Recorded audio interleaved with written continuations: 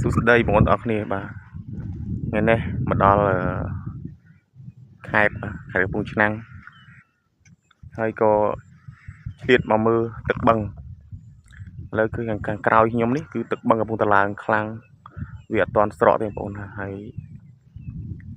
មកស្មាននេះគឺអត់មានអ្នកដែលនៅតាមមាត់ទឹកតាមអីទេបាទក្នុងបឹងនោះអីទេគឺខ្ញុំតែឯងតែម្ដង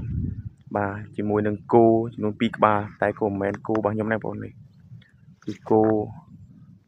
អ៊ំរបស់ខ្ញុំបាទគាត់មកចងឲ្យវាឡើងហើយខ្លួនអញ្ចឹងណាបាទហើយគណៈពេលនេះគឺម៉ោង7:10ហើយបាទ10ជាង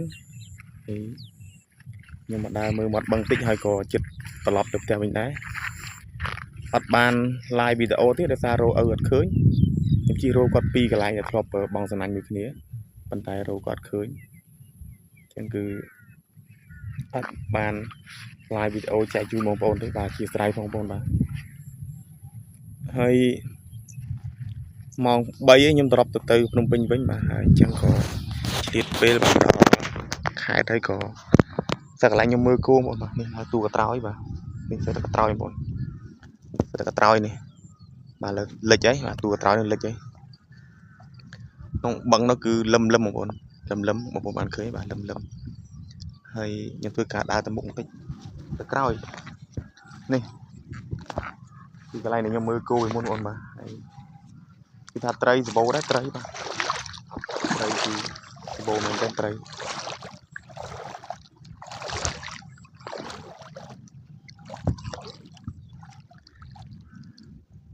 ដល់ហើយក៏នៅខេត្តអនុស្សាវរីយ៍បាទធ្លាប់មើលគោមើលអីចឹងបងប្អូនបាទធ្លាប់មើលគោនៅម្ដុំនោះចឹងណា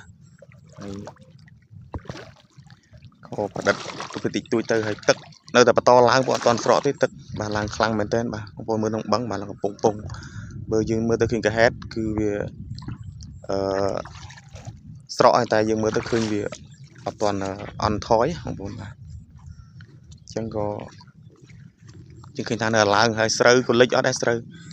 ម៉ែច្រូតបានតែ10បេទេ10បេឲ្យគុតសល់បានលិចអស់ហើយចំណៃទឹកអស់ហើយបាទហើយកន្លែងលឹមនោះបងមើលទៅឃើញលឹមនោះនោះគឺកន្លែងខ្ញុំមើលគូខ្ញុំឡើងលោតលេងបាទឡើងលិចហើយនៅសមដើមបងប្អូនអត់ទាន់កាប់អត់ទាន់គេកាប់យកធ្វើសម្រាប់អញ្ចឹងណាសមដើមពីក្មេងអត់ទៅបានមើលគោដល់លោតទឹកម៉ែហាមស្ដាប់ទៅឲ្យលោតទឹកកូនមកដល់កន្លែងមើលគោលោតប្រងនឹងហើយជីវិតសត្វក្មេងកាន់តែហាមកាន់តែចង់ដឹងកាន់តែចង់ស្គាល់បាទហើយខ្ញុំក៏ធ្វើដំណើរទៅ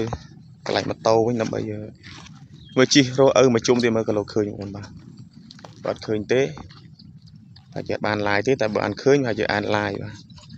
ហើយឃើញថាស្ងប់ចឹងត្រីវាឡើងមកស៊ីសម្ោចឡើងស៊ីអីចឹងណាហើយខ្យងវិញខ្យងឡើងពេញនេះឡើងពេញ